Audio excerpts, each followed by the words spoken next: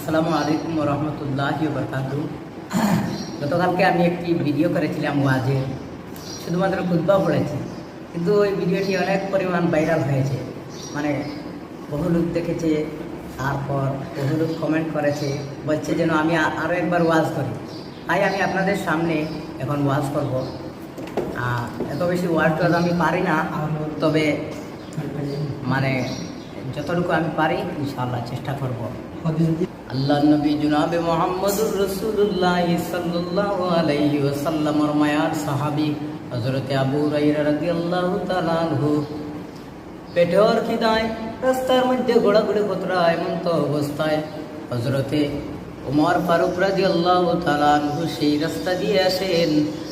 হযরতে আবু হুরায়রা রাদিয়াল্লাহু তাআলা আনহু মনে মনে ভাবছেন যেন আমি তাকে একটি কোরআন শরীফের আয়াতের ব্যাখ্যা জিজ্ঞাসা করব।